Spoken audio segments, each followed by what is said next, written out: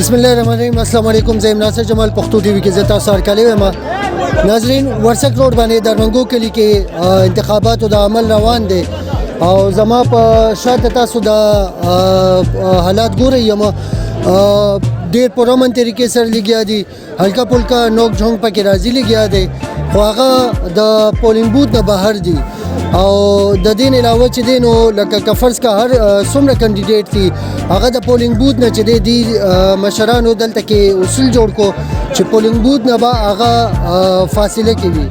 که کینډیډیټ دی او که نه د هغې ایجنټان دي هغه به ګیټ ته نه راځي. انتظامیه چې دی دلته ولاړ د پولیس او ښه طریقې سره د هغې ډیلینګ کېږي لګیا دی. پرامن طریقې سره تر اوسه پورې داسې حالات نه راغلي. په دې کې ضعیف العمر خلک هم راځي لګیا دی، بیمار خلک هم راځي، ووټ اچوي لګیا دی او ډېر بھرپور طریقې سره ووټ اچولی کېږي لګیا دی. د نه حالات او د بهر حالات دا ټول موږ به تاسو ښه موږ سره اوسېږو.